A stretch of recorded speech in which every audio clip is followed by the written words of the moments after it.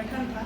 मैं इस संगठन से जुड़ी जिस संघर्ष को लेकर ये पार्टी उठी अभी पार्टी के रूप में वर्तमान में वो पहले थी शुरुआत में भाषाई आंदोलन से। मैं विधायक या नेता या मंत्री या टिकट लेने के उद्देश्य से संगठन से नहीं जुड़ी थी। हमारे हक अधिकार के लिए जो हमारा अतिक्रमण हो रहा था भाषा के प्रति, उसके लिए मैं उभरी थी। और एक पहली इस संगठन की मैं महिला रही हूँ जो इस आंदोलन में सक्रिय रूप से निकली हूँ घर से। भले हर जगह मैं उपस्थित नहीं हो पाई, लेकिन शुरुआती के तौर पे स्टेज तक मैं ही एक शुरुआती महिला थी जो निकली थी। बस हमारे जो हक अधिकार की लड़ाई थी इसके लिए मैं उतरी थी, ना कि कोई नेता या विधायक की लालसा से या कुछ बड़ा मतलब चेहरा बनने की लालसा से नहीं आई। आप राजनीति में नई हैं, क्या आपको लगता है कि सिंदरी से आप विधायक में जीत सकती हैं?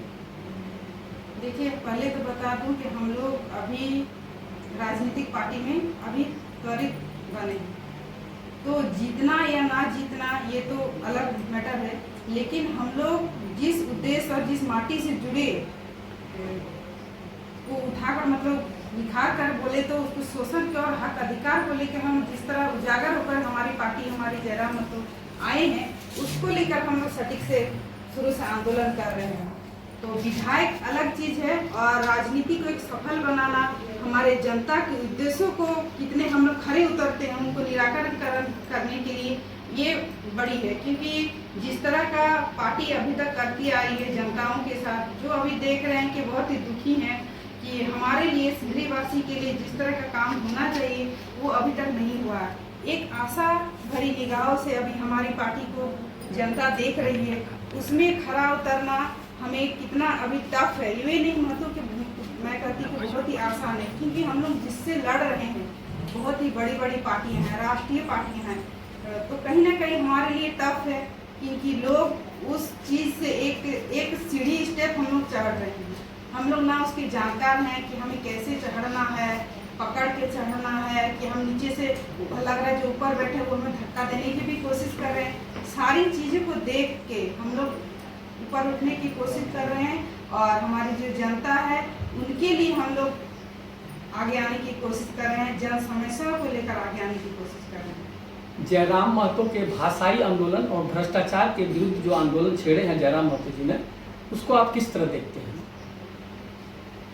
मैं भाषा की किसी का मैं नहीं बोलती कि आप ये भाषा नहीं बोलिए, ये नहीं कीजिए, मैं इनका सपोर्ट नहीं करती। लेकिन जिस तरह से भाषाई आंदोलन शुरू हुआ था, किस लिए हुआ था, मगही भोजपुरी, हाँ मैं बोलती ये नहीं बोलती कि आप वो भाषा बोलिए नहीं या उसको कोई तर्क नहीं।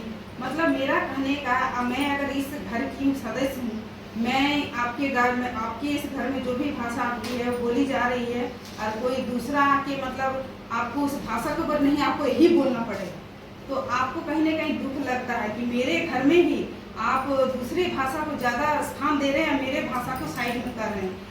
इस चीज़ के लिए हुआ था। बस इसको अभी देखिए गलत दिशा में डाइवर्ट कर दिया जा रहा है कि लोग बिहारी विरोध है तो बाहरी विरोध है, वो नहीं हम लोग का कहने का मतलब है। हमारे संगठन का ये शुरू में मतलब था कि मेरी जो भाषा है उसको भी मान्यता दिया जाए, उसको भी सम्मान दिया जाए।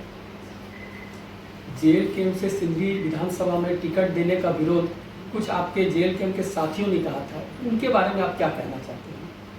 देखिए, अभी नई पार्टी है, इसी के ऊपर में ज़्यादा सभी का फोकस है। लेकिन वर्तमान में आप देखिए, चाहे बीजेपी हो, चाहे कांग्रेस हो, चाहे जेएमएम हो, बड़े बड़े जो मंत्री विधायक हैं वो लोग और जिस पद में बड़े बड़े पद पर वो लोग अभी इस्तीफा दे रहे हैं। और हमारी तो नई पार्टी है, ये मैच्योरिटी नहीं है हमारी पार्टी में, आपको पता है युवा वर्ग की है, तो ये थोड़ा बहुत हो रहा है। और जिसे जो ज़्यादा महत्वाकांक्षी थे कि नहीं हमें टिकट लेना है, जीतना है, और कुछ ही जो है चंद लोग ये इसका विरोध कर रहे हैं। बाकी पार्टी काम कर रही है और पार्टी बस जिसको जा रही है कि हाँ ये इस फील्ड में और इनको टिकट मिलना चाहिए, बस उन्हीं को मिले। और बाकी जो नोक झोंक हो रही है वो सामान्य है, सबसे हम लोग मिलने का प्रयास कर रहे हैं, बाकी सभी हमारे समर्थन में आ रहे हैं। सिंदरी विधानसभा क्षेत्र से आप अपने सामने मुख्य प्रतिद्वंदी के रूप में तारा देवी या चंद्रदेव महतो किसे देखती हैं?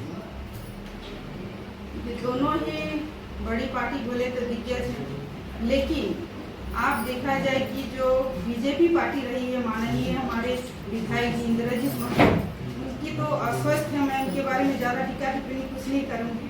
लेकिन उनकी जो धर्मपत्नी है माननीय श्रीमती तारा देवी जी।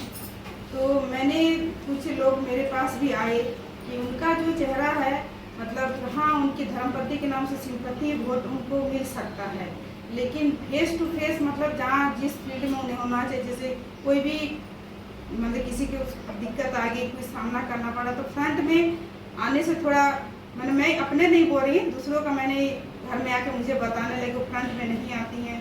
तो मैं ये नहीं कहती कि उनका क्या कारण रहा क्या नहीं, तो मैं किसी सिंपैथी या किसी चेहरा बनकर नहीं, मैं खुद वो चीज़ फेस करती हूँ। मैं खुद एक वर्तमान जिला परिषद सदस्य हूँ बलियापुर की, जहाँ भी मेरे क्षेत्र में समस्याएं होती है, चाहे ऑफिशियल वर्क हो, सारा चीज़ मैं खुद हैंडल करती हूँ और सारा चीज़ फेस टू फेस करने की कोशिश करती हूँ। तो मुझे राजनीति में आके सीख मिल रही है, मुझे कैसे क्या करना, ये नहीं बोलती कि मुझे राजनीति में बहुत ज़्यादा ही अनुभव है। मैं सीखने की कोशिश करती हूँ, हर चीज़ जानने की कोशिश करती हूँ। जहाँ तक एक एमसीसी पार्टी की, तो इतने दिनों से वो भी मतलब दावेदारी में रही हैं और अच्छे परसेंटेज से वोटिंग है, लेकिन बार बार उन्हें हार का सामना करना पड़ता है। तो शायद मुझे लगता है कि दोनों ही अपने अपने स्तर पर अपनी वोटिंग जो भी है वो करवा रहे हैं और जनता भी समझ रही है। जनता भी अगर चाहेगी बदला तो वो जनता जरूर हमारे साथ देगी। बाकी उनके ऊपर है कि हम जिस पार्टी से जुड़े हुए हैं, माटी की पार्टी से, वो कितना हमें समर्थन करती है और हम जनता के लिए कितना काम करते हैं। बाकी टफ है, दोनों पार्टियां ही बड़ी हैं, मैं उनको भी कम नहीं आंकती, लेकिन मेरा जो काम है, मैं जिस पार्टी से जुड़ी हूँ, अपना काम मैं कितने जनता को दिलासा दे पाऊंगी, ये हमारी जीतने के बाद ही पता चलेगा। अगर आप सिंदरी से विधायक बन जाती हैं तो सिंदरी के विकास के लिए आपके सामने क्या रोड मैप है? देखिए, हमारा अभी पार्टी का मैनिफेस्टो अभी आया नहीं है, बाकी हम लोगों का बन रहा है। और हमारी सिंदरी वासी का सबसे पहले तो मुद्दा यही है हमारी हाल फैक्ट्री का। स्थानीय लोगों को जो 75% आरक्षण देना चाहिए, रोजगार देना चाहिए उसका, तो ये नाम मात्र बस कागज कलम पे लिखा हुआ है, धरातल तक जाए तो ये अभी तक नहीं हो रहा है। अगर होता तो इतने जो आंदोलन गेट के बाहर होते रहते वो शायद नहीं होते। कहीं न कहीं विकास नहीं हुआ है। जितनी भी बड़ी पार्टियां आई हैं, चाहे बीजेपी हो, कांग्रेस हो, एमसीसी हो, सभी बस एक दिलासा देने का काम कर रही है। धरातल पर अभी तक हमारे जो स्थानीय लोगों को रोजगार मिलना चाहिए वो नहीं हो रहा है। सबसे बड़ा पहला हमारा मुद्दा यही होगा क्योंकि मैं खुद एक विस्थापित बेटी हूँ। 3 पीढ़ी से 1947 से हमारी जमीन गई है अंग्रेज के शासनकाल में, उस टाइम से। तो मैं उस 3 पीढ़ी में जो दर्द होता है एक विस्थापित को मैं झेल रही हूँ। अभी तक हमारे लिए कासरा में हमारी जमीन, खाली जमीन है, उसका कोर्ट में केस भी चल रहा है। सोशल मीडिया पर आजकल ये बड़ी चर्चा में है कि जयराम अगले सीएम बनने वाले हैं। इस सिलसिले में आपका क्या विचार है? देखिए, सोशल मीडिया में बहुत सारी जो उनके समर्थक हैं वो आशा लगाए हुए हैं कि नहीं, हमें टाइगर जयराम तो हमारे सीएम के पद पर आसीन हो, ये उनका प्यार है। बाकी हम लोग सभी भी लगे हुए हैं, जितने हमारे समर्थक हैं वो चाहते हैं कि बदला हो। और हम लोग, हमारी पार्टी ने जितने भी विधानसभा से सीट दी हैं, सभी हम लोग कोशिश कर रहे हैं कि वो विजय हो। और हम लोग की कोशिश है जरूर एक दिन ना एक दिन हम लोग अपने अध्यक्ष महोदय को जरूर सीएम के पद पर लाएंगे। दिवाली, छठ जैसा पर्व नज़दीक है। दिवाली, छठ जैसे पर्व के अवसर पर आप सिंदरी वासियों को क्या संदेश देना चाहेंगी?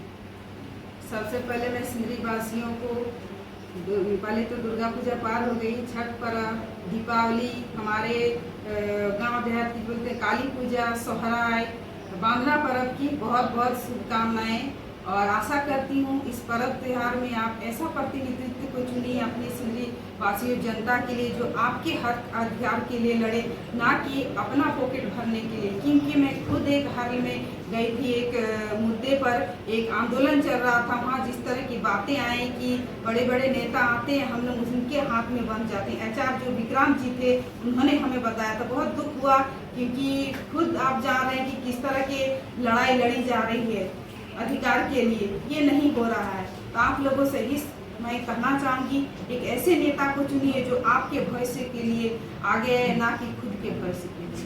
बहुत बहुत तो ये थी हमारे साथ जेएलकेएम की प्रत्याशी श्रीमती उषा महतो जी। धन्यवाद।